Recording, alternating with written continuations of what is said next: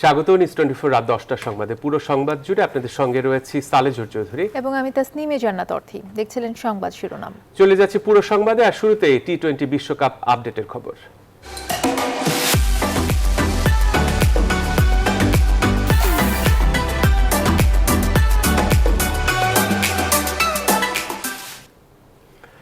টি-20 বিশ্বকাপের সুপার 12-এ নিজেদের প্রথম ম্যাচে ফিল্ডিং ব্যর্থতার মাসুল দিল বাংলাদেশ।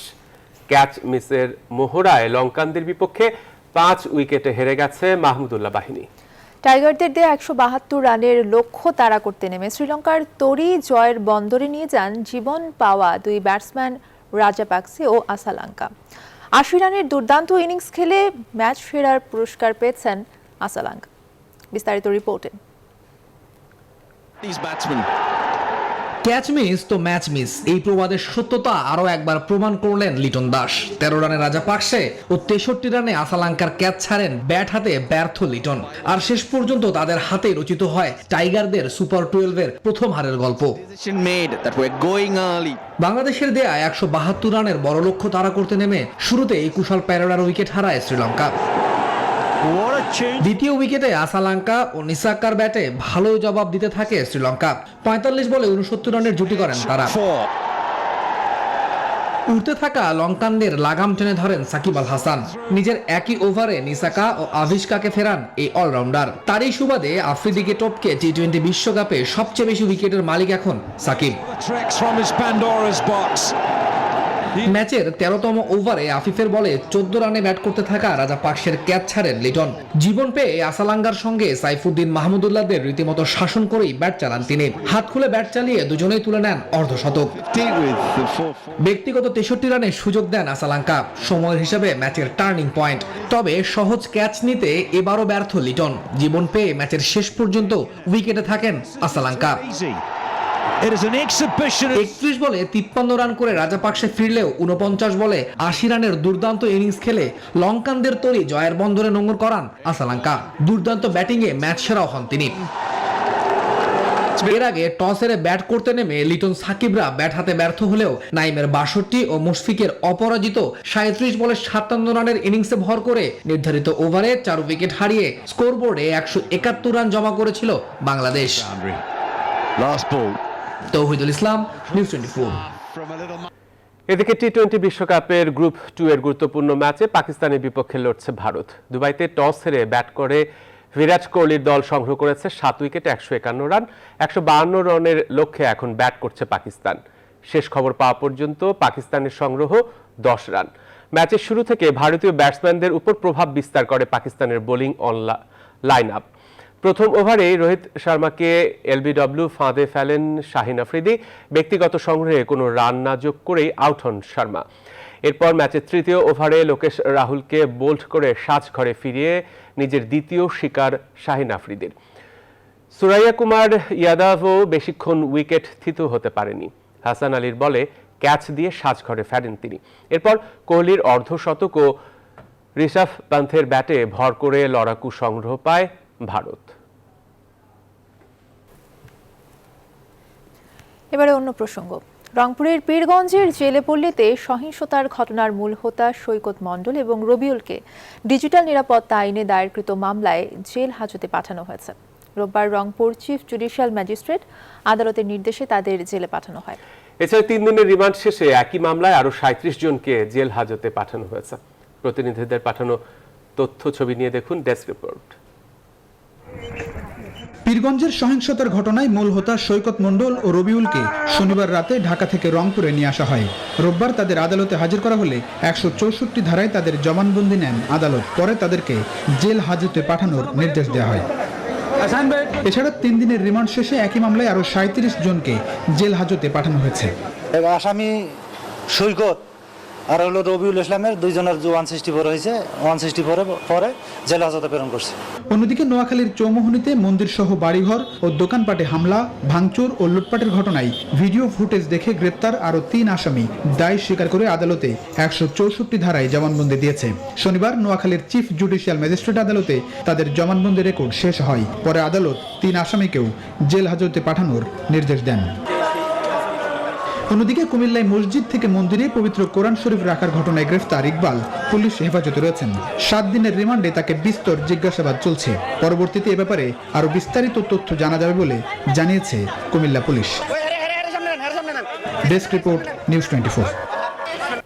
নির্দেশনার 8 মাসেও সুইস ব্যাংক সহ বিদেশে অর্থ পাচারকারীদের নাম, ঠিকানা সহ বিস্তারিত তথ্য জানাতে না পারায় উষ্মা প্রকাশ করেছেন হাইকোর্ট। অর্থ বাণিজ্য সচিব সহ 13 সংস্থাকে 4 সপ্তাহের মধ্যে এই রিপোর্ট দাখিল করতে বলা হয়েছে। পুলিশের পক্ষ থেকে প্রতিবেদন দেওয়ার পর রোববার বিচারপতি মোহাম্মদ নজরুল ইসলাম তালুকদার ও বিচারপতি এস.এম. মুজিবুর রহমানের হাইকোর্ট বেঞ্চ এই নির্দেশ দেন। গত সপ্তাহে অর্থ পাচারের ঘটনায় শুধু পুলিশের মহাপরিদর্শক প্রতিবেদন দাখিল করেন। এর আগে সুইস ব্যাংক, কানাডার বেগমপাড়া সহ বিদেশে অর্থ পাচারকারীদের বিস্তারিত তথ্য জানতে চান আদালত।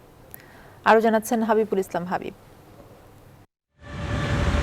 সুইস ব্যাংক সহ অন্যান্য বিদেশি ব্যাংকে বাংলাদেশের ব্যক্তি, প্রতিষ্ঠান বা কোনো সত্তা কে কত টাকা পাচার করেছে, পাচার করা টাকা ফিরিয়ে আনতে এবং পাচারকারীদের বিরুদ্ধে কি ব্যবস্থা নেওয়া হয়েছে সে তথ্য জানতে চেয়ে গত 28 ফেব্রুয়ারি রুল জারি করেন হাইকোর্ট। এ মামলায় 14 নম্বর বিবাদী ছিলেন পুলিশের মহাপরিদর্শক। এ আদেশ অনুযায়ী গত 12 জুলাই অ্যাটর্নি জেনারেলের কার্যালয়ে পুলিশ মহাপরিদর্শকের পক্ষে প্রতিবেদন জমা দেয় সিআইডি। রোববার প্রতিবেদন গ্রহণ করে শুধু পুলিশ আদেশ প্রতিপালন করেছে উল্লেখ করে বাকিরা কোথায় প্রশ্ন রাখেন হাইকোর্ট। প্রায় 1 বছরেও রুলের জবাব না দেয়ায় উষ্মা প্রকাশ করেন আদালত। কোর্ট বলেছেন শুধু কাজ পড়ে থাকলে তো হবে না, আমরা রিপোর্ট চেয়েছি, প্রায় 1 বছর হয়ে গেছে, এখনো রিপোর্ট কেন দেওয়া হয় নাই। আমরা রাষ্ট্রপক্ষে বলেছি দীর্ঘদিন করোনা ছিল, ভ্যাকেশন ছিল আদালতে, এই জন্য এটা আসলে প্রস্তুত করা হয় নাই। এখন যেহেতু এটা বিষয়টা আসছে, আমরা সব রিপোর্টগুলো দাখিল করব। পরে আদালত প্রতিবেদন দাখিলের জন্য অর্থ সচিব, প্রধানমন্ত্রী কার্যালয়ের মুখ্য সচিব, অর্থ মন্ত্রণালয়ের ব্যাংক ও আর্থিক প্রতিষ্ঠান বিভাগের সচিব, বাণিজ্য সচিব, দুর্নীতি দমন কমিশনের চেয়ারম্যান সহ মোট 14 বিবাদীকে আগামী 4 সপ্তাহ সময় বেঁধে দেন আদালত। আরও 13 রেসপন্ডেন্টকে আগামী 21শে নভেম্বরের মধ্যে তাদের রিপোর্ট জমা দিতে বলেছেন। সিআইডির প্রতিবেদনে 310,14,14,748 টাকা এবং $101 মিলিয়ন পাচারের কথা বলা হয়। এর মধ্যে ফিলিপাইন ও শ্রীলঙ্কা থেকে 34.61 মিলিয়ন মার্কিন ডলার উদ্ধারের কথা বলা হয়েছে প্রতিবেদনে। এছাড়া বাংলাদেশ ব্যাংকের রিজার্ভ চুরির ঘটনায় অজ্ঞাত ব্যক্তি ও প্রতিষ্ঠানের বিরুদ্ধে 101 মিলিয়ন মার্কিন ডলার ভারত ও ফিলিপাইনে পাচার করার কথাও বলেছে সিআইডি। হাবিবুল ইসলাম হাবিব, নিউজ 24, ঢাকা। প্রধানমন্ত্রী শেখ হাসিনা বলেছেন, দেশকে অস্থিতিশীল করতে একটি মহল ইচ্ছাকৃতভাবে বিভিন্ন ঘটনা ঘটাচ্ছে, দেশবিরোধী অপপ্রচারও চালাচ্ছে তারা। এদের বিরুদ্ধে সচেতন থাকতে দেশবাসীকে আহ্বান জানিয়েছেন প্রধানমন্ত্রী। পটুয়াখালীর পায়রা নদীর উপর পায়রা সেতু এবং ঢাকা থেকে সিলেট ও তামাবিল মহাসড়ক 6 লেনে উন্নীতকরণ কার্যক্রমের উদ্বোধন করে এসব কথা বলেন প্রধানমন্ত্রী। বিস্তারিত জানাচ্ছেন শাহালি জয়। বরিশাল থেকে কুয়াকাটা যেতে এখন থেকে আর কোনো ফেরি পারাপার হতে হবে না। যান চলাচলের জন্য খুলে দেওয়া হয়েছে পটুয়াখালীর লেবুখালীতে পায়রা নদীর ওপর পায়রা সেতু। আগামী বছর পদ্মা সেতু চালু হলে ঢাকা থেকে কোনো ফেরি পারাপার ছাড়াই মাত্র 6 ঘন্টায় সরাসরি সড়ক পথে যাওয়া যাবে সাগরকন্যা কুয়াকাটায়। ভার্চুয়াল প্ল্যাটফর্মে গণভবন থেকে পায়রা সেতুর উদ্বোধন করেন প্রধানমন্ত্রী শেখ হাসিনা। উদ্বোধনী অনুষ্ঠানে প্রধানমন্ত্রী বলেন, দেশের যোগাযোগ ব্যবস্থার উন্নয়ন হলে আর্থসামাজিক উন্নয়ন হবে, আর সে লক্ষ্যেই কাজ করছে সরকার। জলবায়ু পরিবর্তনের ফলে আমাদের এই দক্ষিণ অঞ্চলটা সবথেকে বেশি ক্ষতিগ্রস্ত হতে যাচ্ছে। কাজে এই অঞ্চলের আর্থসামাজিক উন্নতিটা যত দ্রুত আমরা করতে পারি, তত এই অঞ্চলের মানুষের আমি বলবো যে আর্থিকভাবে সচ্ছল হবে, উন্নতি হবে, আর যা আমাদের জাতীয় অর্থনীতিতেও বিরাট অবদান রাখবে। আমরা দেশটাকে আরো এগিয়ে নিয়ে যেতে পারবো। উন্নয়নের ব্যাপক কর্মযজ্ঞের মধ্যেও একটি মহল পরিকল্পিতভাবে দেশকে অস্থিতিশীল করার অপচেষ্টা চালাচ্ছে বলেন প্রধানমন্ত্রী। এর মাঝে কিছু কিছু ঘটনা মাঝে মাঝে ঘটছে, ঘটানো হচ্ছে, ইচ্ছাকৃতভাবে ঘটানো হচ্ছে, সেটা আপনারা নিজেরাই টের পান, যাতে বাংলাদেশের ভাবমূর্তি নষ্ট হয় এবং সেই সাথে অপপ্রচারও চালানো হয়। আমরা যতই উন্নতি করি, ভালো কাজ করি, একটা শ্রেণী আছে বাংলাদেশের বদনাম করতেই তারা ব্যস্ত। তারা কি চায়? তারা এদেশে স্বাভাবিক গণতান্ত্রিক প্রক্রিয়া অব্যাহত থাকুক, সেটা তারা চায় না। একটা অস্বাভাবিক পরিস্থিতি হলে পরে তাদের একটু কদর বাড়ে, সেই জন্য তাদের একটা সবসময় তারা এই উন্নয়নটা আর দেখে না, বরং ধ্বংসই তারা করতে চায়। এটাই হচ্ছে বাস্তবতা। এই ব্যাপারেও দেশবাসীকে সতর্ক থাকতে হবে। একই অনুষ্ঠানে ঢাকা সিলেট এবং ঢাকা তামাবিল মহাসড়ক 6 লেনে উন্নীত করার কাজের ভিত্তিপ্রস্তর স্থাপন করেন প্রধানমন্ত্রী শেখ হাসিনা। একটি axle load control station. Shah Ali Joy, news 24, Dhaka. সংখ্যালঘু সুরক্ষা আইন বিষয়ে তড়িৎ ব্যবস্থা নেওয়া হবে বলে জানিয়েছেন আইনমন্ত্রী আনিসুল হক। রোববার বিচার প্রশাসন প্রশিক্ষণ ইনস্টিটিউটে আয়োজিত এক অনুষ্ঠান শেষে সাংবাদিকদের প্রশ্নের জবাবে মন্ত্রী একথা জানান। এদিকে কুমিল্লার সাম্প্রদায়িক ঘটনা নিয়ে সচিবালয়ে তথ্যমন্ত্রী বলেছেন, এই সংঘাতের দায় এড়াতে পারে না সোশ্যাল মিডিয়া। নোটিশ করা হবে ফেসবুক কর্তৃপক্ষকেও। যদিও সাম্প্রদায়িক হামলার জন্য আওয়ামী লীগ সরকারকেই দায়ী করেছেন বিএনপি মহাসচিব মির্জা ফখরুল ইসলাম আলমগীর। বাবু কামরুজ্জামান জানাচ্ছেন বিস্তারিত। সম্প্রতি কুমিল্লার ঘটনার প্রেক্ষিতে সংখ্যালঘু সম্প্রদায়ের সার্বিক নিরাপত্তা নিশ্চিত করতে জাতীয় সংসদে সংখ্যালঘু সুরক্ষা আইন পাশের বিষয়টি আবারও আলোচনায়। রোববার বিচার প্রশাসন প্রশিক্ষণ ইনস্টিটিউটে এক প্রশিক্ষণ কোর্সের উদ্বোধন অনুষ্ঠান শেষে সাংবাদিকদের প্রশ্নের জবাব দেন আইনমন্ত্রী আনিসুল হক। বলেন, সংখ্যালঘু সুরক্ষা আইন নিয়ে দ্রুত ব্যবস্থা নেওয়া হবে।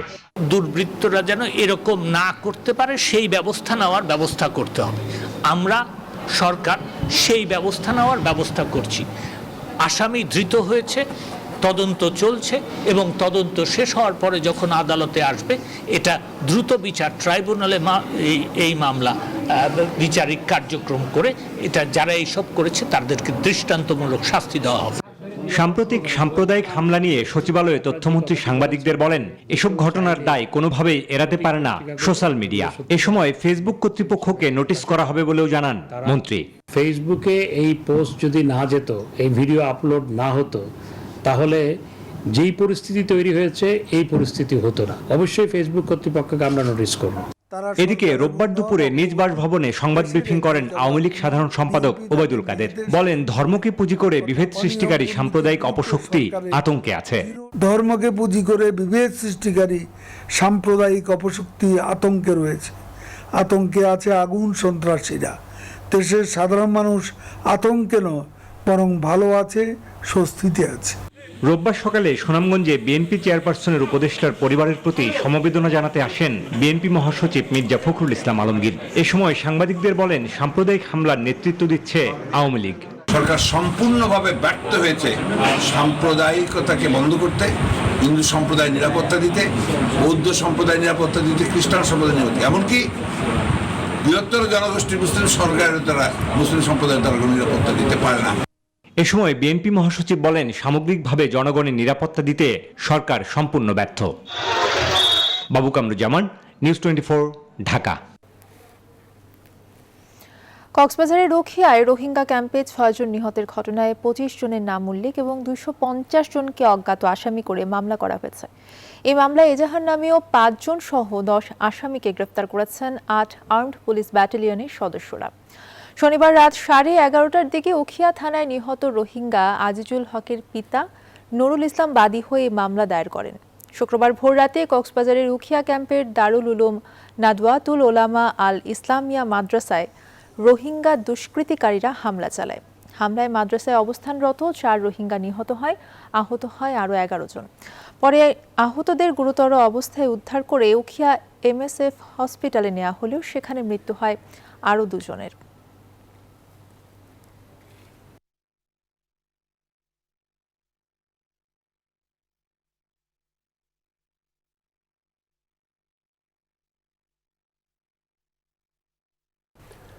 বালু নদীর প্রায় 12,500 বর্গফুট নদীগর্ভ ভরাটের অভিযোগে প্রাণ RFL বাণিজ্যিক গ্রুপের বিরুদ্ধে মামলা করেছে বাংলাদেশ অভ্যন্তরীণ নৌ পরিবহন কর্তৃপক্ষ BIWTA।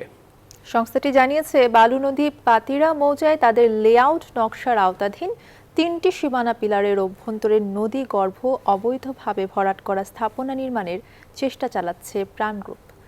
বিস্তারিত জানাচ্ছেন তৌহিদ শান্তন। বালু নদীর পাতিরা মৌজার অন্তর্গত এই স্থানটি নদীর সরকারি সীমানা 28, 29 এবং 30 নম্বর পিলারের আওতাধীন। গেল বেশ কয়েকদিন ধরেই এই এলাকার নদীগর্ভ ভরাটে কাজ করছে দুটি ড্রেজার। স্থানীয়দের মারফত সংবাদ পেয়ে টঙ্গী নদীবন্দর থেকে বাংলাদেশ অভ্যন্তরীণ নৌ পরিবহন কর্তৃপক্ষ BIWTA একটি দলকে এখানে পাঠায়। সরজমিন দেখে নৌ পুলিশের সহযোগিতায় এখানে অভিযান চালায় BIWTA। নৌ পুলিশ সহ একটা টহলে আমরা যাই, টহলে যায় আমরা দেখি যে পাতিরা মৌজায় ড্রেজারের মাধ্যমে ভরাট করা হচ্ছে প্রাণ গ্রুপ। তাই আমরা তাৎক্ষণিক এটা বন্ধ করি। বন্ধ করার পরে লোকজনকে আমরা হাতে নাতে ধরার চেষ্টা করি, কিন্তু তারা সব পালিয়ে যেতে সক্ষম হয়। তারা নদী ভরাট করে সরকারি সম্পত্তি দখল করে এবং নৌ চলাচল সংকীর্ণ করে এবং এই ভরাটের কারণে যে কোনো সময় নৌ দুর্ঘটনা ঘটতে পারে। অভিযানে কাউকে আটক করা না গেলেও 4 জনের নাম উল্লেখ করে অজ্ঞাতনামা আরও 10 জনকে আসামি করে খিলক্ষেত থানায় নিয়মিত মামলা দায়ের করে BIWTA। প্রাণ গ্রুপের 2 জন যারা ওই প্রাণ গ্রুপের ইনচার্জ, ফ্যাক্টরি ইনচার্জ এবং তার সহকারী ম্যানেজার অ্যাডমিন সহ 2টা ড্রেজার বিরুদ্ধে এই খিলক্ষেত থানায় আমরা এসে মামলা দায়ের করি। মামলা নাম্বার হচ্ছে 24। ওই স্থানের সব কাজ তাৎক্ষণিকভাবে বন্ধ করে দিয়ে ভরাট করা বালু সরিয়ে নৌ চলাচলের স্বাভাবিক পরিস্থিতি তৈরি করে দেওয়ার জন্য প্রাণ গ্রুপকে নির্দেশ দেয় সংস্থাটি। তৌহিদ শান্ত, নিউজ 24, ঢাকা। দর্শক সংবাদে নিচ্ছে একটা বিরতি। ফিরছে আরো খবর নিয়ে, সঙ্গেই থাকুন।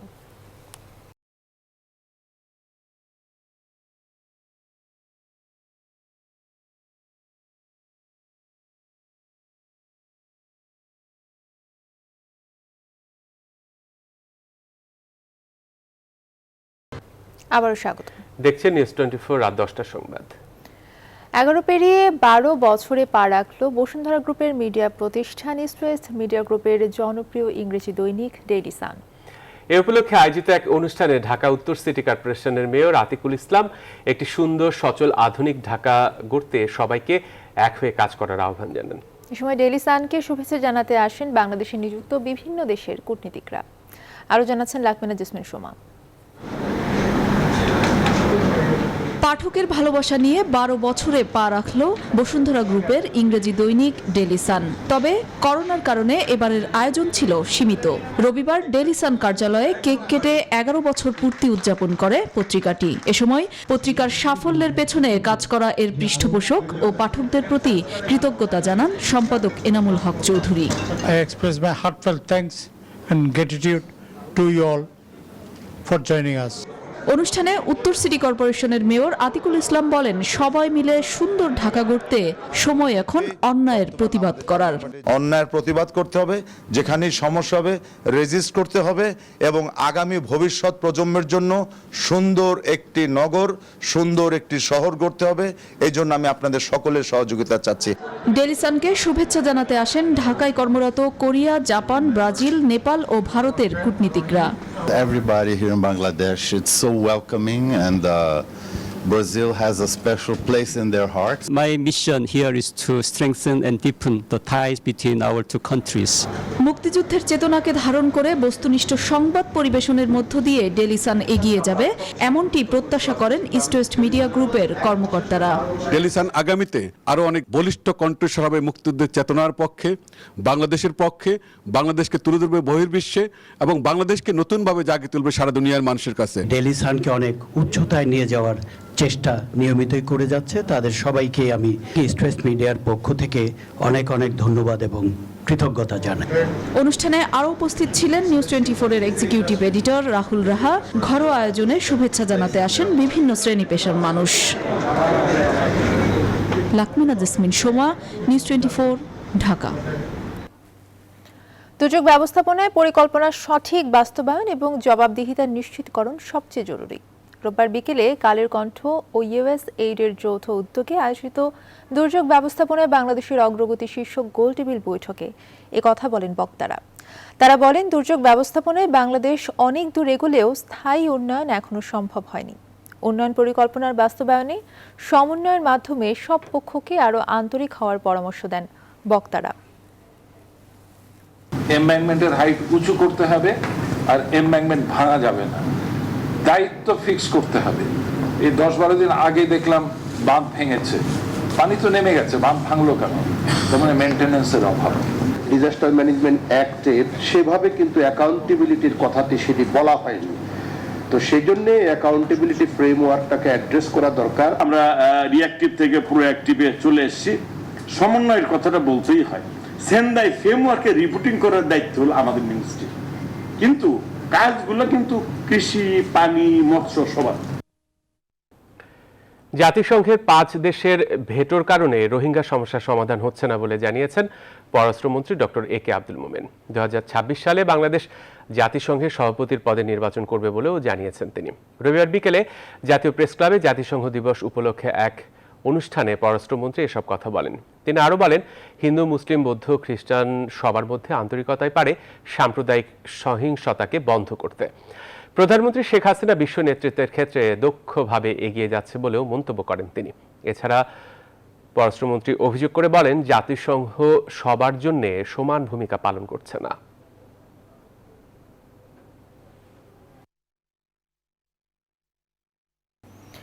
দেশে গত একদিনে 275 জনের মধ্যে করোনা ভাইরাসের সংক্রমণ ধরা পড়েছে, মৃত্যু হয়েছে আরও 9 জনের।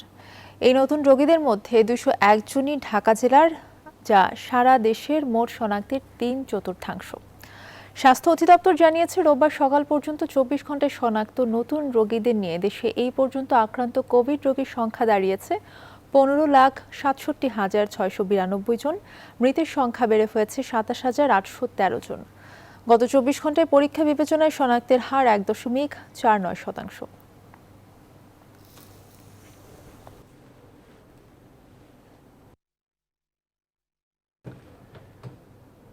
এই মুহূর্তে দেশে করোনা সংক্রমণ স্বস্তিদায়ক অবস্থায় আছে বলে জানিয়েছে স্বাস্থ্য অধিদপ্তর।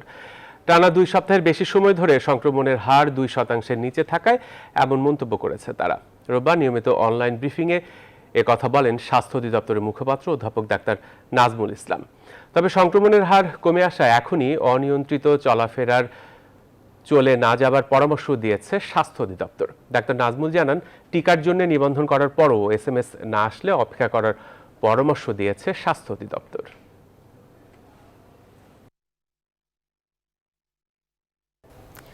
আরেক ক্লুলেস মামলার রহস্য উদ্ঘাটন করল police bureau of investigation PBI।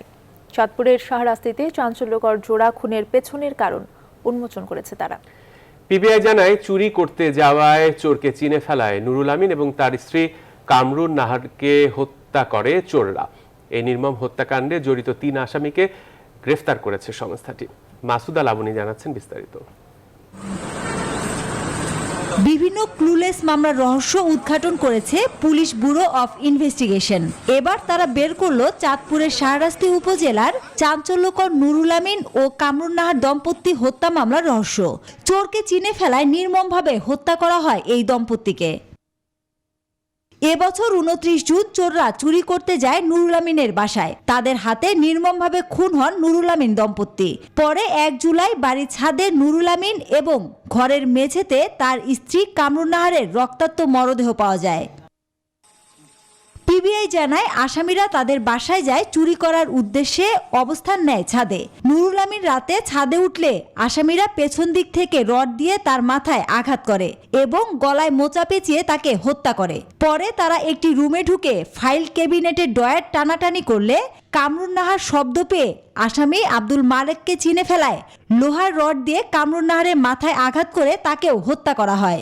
চুরির উদ্দেশ্যে চিনে ফেলার জন্যই বাড়ি মেরে এই ঘটনা ঘটছে এবং হত্যা পরবর্তী সময়ে যে কানের দুল চুরি, মানে টাকার ব্যাগ থেকে 1600 টাকা নেওয়া, অপো ফোন নেওয়া, সেটাকে আবার অল্প 2500 টাকায় বিক্রি করা। পরে মোবাইল ফোন উদ্ধারের মাধ্যমে 3 আসামিকে শনাক্ত করে উদ্ধার করা হয় হত্যায় ব্যবহৃত লোহার রড। হেডকোয়ার্টারের তদারকিতে মামলার তদন্ত করছিল চাঁদপুরের PBI। আলামত হচ্ছে মোবাইল ফোন চুরি, অপো A83, যেটা আমরা জব্দ করতে পেরেছি, আলামত উদ্ধার করতে পেরেছি, আর লোহার রড। আসামি আব্দুল মালেক, ইলিয়াস হোসেন এবং বশির হাওলাদারকে গ্রেফতার করে 23 অক্টোবর পাঠানো হয় আদালতে। PBI জানায়, খোয়া যাওয়া মোবাইলের সূত্র ধরে রহস্য উন্মোচন করা হয় হত্যার, শনাক্ত করা হয় আসামিদের। অজ্ঞাতনামা আসামি হলেও আদালতের নির্দেশে তদন্ত করছিল PBI। মাসুদা লাবণী, নিউজ 24। কোনোভাবেই বন্ধ হচ্ছে না দেশে বিদেশি অবৈধ ক্ষুদ্র অস্ত্রের অনুপ্রবেশ। দক্ষিণাঞ্চলের সীমান্তবর্তী জেলাগুলোর বিভিন্ন প্রান্ত দিয়ে ঢুকে এসব অস্ত্র ছড়িয়ে পড়ছে রাজধানী সহ দেশের বিভিন্ন স্থানে। অস্ত্রের এমন লাগামহীন অনুপ্রবেশের ঘটনায় শঙ্কা প্রকাশ করেছেন বিশেষজ্ঞরা। সরকারের সংশ্লিষ্ট প্রতিষ্ঠানগুলো সমন্বিত উদ্যোগ নেয়ার তাগিদ দিয়েছেন তারা। অন্যদিকে আইনশৃঙ্খলা বাহিনীর দাবি, অবৈধ অস্ত্র উদ্ধারে চলমান রয়েছে নিয়মিত অভিযান।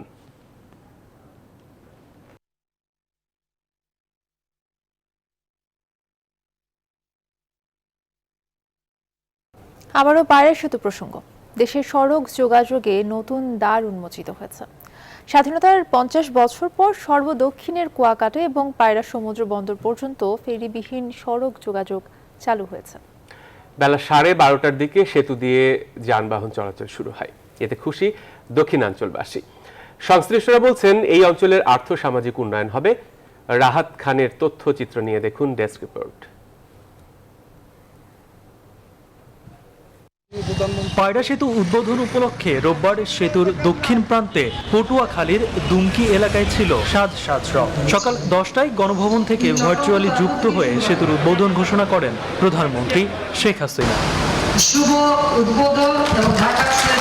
পরে বেলা 12:30 থেকে সেতু দিয়ে আনুষ্ঠানিকভাবে যান চলাচল শুরু হয়। দীর্ঘদিনের প্রতীক্ষা এই ব্রিজটা আজকে মাননীয় প্রধানমন্ত্রী উদ্বোধন করেছেন এবং এলাকার জনগণ দীর্ঘদিন এই ব্রিজের উন্মুখ ছিলেন। এই সেতু উদ্বোধনের ফলে ঢাকা থেকে বরিশাল হয়ে কুয়াকাটা ও পায়রা সমুদ্র বন্দর পর্যন্ত যেতে সময় বাঁচবে, লাঘব হবে ভোগান্তিরও। দেশের একমাত্র সেতু পায়রার নিজস্ব হেলথ মনিটরিং সিস্টেম রয়েছে, জানান প্রকল্প পরিচালক। ব্রিজ হেলথ মনিটরিং সিস্টেম, যেটার মাধ্যমে আমরা সেতুর কোনো ক্ষতিগ্রস্ত হলো কিনা বা ক্ষতিগ্রস্ত হওয়ার সম্ভাবনা থাকলে সেই পূর্বাভাস আমরা পাবো। সেতু চালু হওয়ায় খুশি দক্ষিণাঞ্চলবাসী। দক্ষিণাঞ্চলের এক জায়গার একটা উন্নয়নের যাতে জোয়ার দিচ্ছে, এটা খুব সুন্দর লাগছে। আমরা বৃহত্তর বরিশালবাসীর পক্ষ থেকে মাননীয় প্রধানমন্ত্রীকে আন্তরিক শুভেচ্ছা অভিনন্দন জানাই। জনপ্রতিনিধিরা বলেন, প্রধানমন্ত্রী দক্ষিণ অঞ্চলবাসীর দীর্ঘদিনের স্বপ্ন পূরণ করেছেন। এর ফলে এই এলাকায় সড়ক যোগাযোগ বাড়বে এবং ত্বরান্বিত হবে আর্থসামাজিক উন্নয়ন। দক্ষিণাঞ্চলের জন্য এটা উন্নয়নের একটা বিশাল একটা প্রকল্প হবে। এখানে দক্ষিণাঞ্চলের মানুষের চাকরিজীবী হবে। এই আনন্দ রাখার মতো না, এটি আমাদের দক্ষিণ অঞ্চলের সবার আনন্দ। মাননীয় প্রধানমন্ত্রীকে তার দীর্ঘায়ু কামনা করি। উন্নয়নের মহাসড়কে সম্পৃক্ত আজকে বৃহত্তর বরিশাল, অসংখ্য ধন্যবাদ, কৃতজ্ঞতা মাননীয় প্রধানমন্ত্রীর প্রতি। এক্সট্রা ডোজ ক্যাবল স্ট্রেট নান্দনিক নকশায় নির্মিত সেতুর দৈর্ঘ্য 1470 মিটার এবং প্রস্থ 19.76 মিটার। Desk report, news 24। সংবাদে আবারও বিরতি নিচ্ছি, সাথেই থাকুন।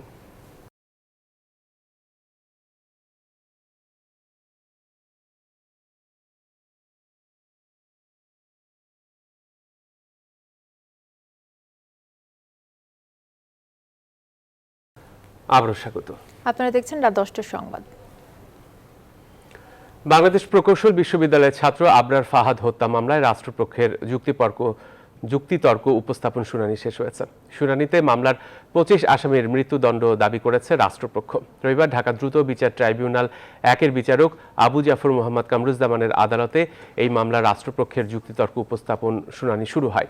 এদিন রাষ্ট্রপক্ষ থেকে শুনানি শুরু করেন মামলার চিফ প্রসিকিউটর মোশাররফ হোসেন কাজল। এবারে ফার্স্ট সিকিউরিটি ইসলামী ব্যাংক অর্থ বাণিজ্য সংবাদ।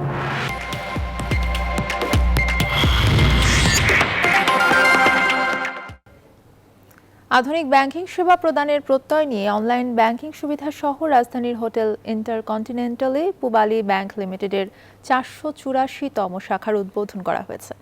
রবিবার ব্যাংকের ব্যবস্থাপনা পরিচালক ও প্রধান নির্বাহী কর্মকর্তা শফিউল আলম খান চৌধুরীর সভাপতিত্বে পুবালী ব্যাংক লিমিটেডের চেয়ারম্যান মঞ্জুরুল রহমান শাখাটির উদ্বোধন করেন। অনুষ্ঠানে বিশেষ অতিথি ছিলেন পরিচালনা পর্ষদের পরিচালক রুমানা শরীফ ও পরিচালক এম কবিরুজ্জামান ইয়াকুব সহ আরও অনেকে।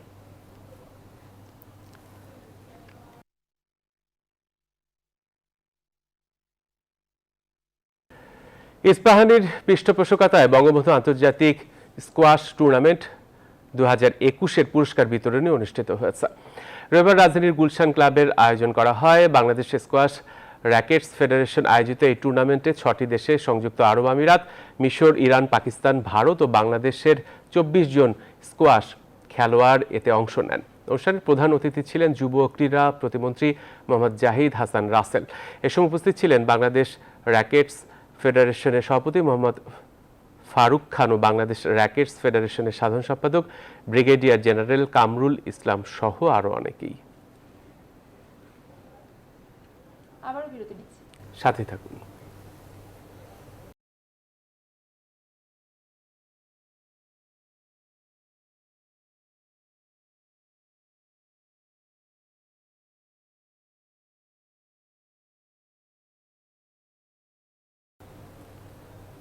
আবারও স্বাগত নিউজ 24 রাত 10টার সংবাদে।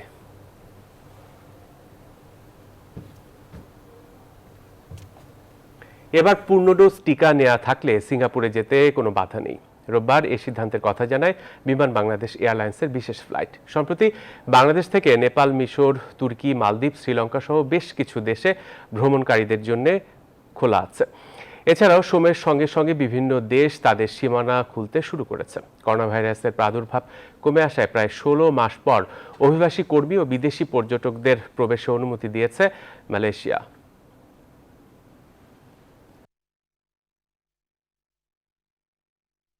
তিন দিনের কাশ্মীর সফরে গিয়ে রাজ্যের মর্যাদা ফিরিয়ে দেওয়ার আশ্বাস দিলেন ভারতের কেন্দ্রীয় স্বরাষ্ট্রমন্ত্রী অমিত শাহ।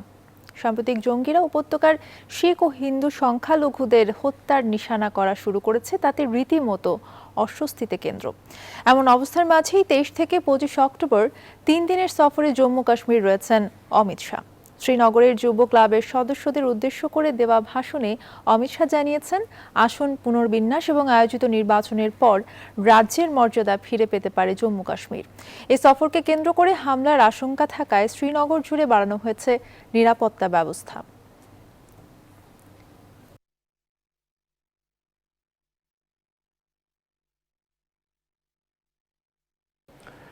মাদক মামলায় শাহরুখ পুত্র আরিয়ান খানের গ্রেফতার নিয়ে এখন তোলপাড় গোটা ভারত। এরই মাঝে বোমা ফাটালেন মহারাষ্ট্রের মন্ত্রী ছাগন ভুবজ। বলেন, এই তারকা পুত্র স্রেফ রাজনীতির শিকার। শাহরুখ খান বিজেপিতে যোগ দিলে মাদক চিনির গুঁড়ো হয়ে যেত বলে মন্তব্য করেছেন ভুজবল। একই অভিযোগ জম্মু কাশ্মীরের সাবেক মুখ্যমন্ত্রী নেত্রী মেহবুবার কণ্ঠ। তিনি বলেন, আরিয়ানের নামের সঙ্গে খান উপাধি থাকার কারণে বিজেপি সরকারের রোষানলে পড়েছেন তিনি।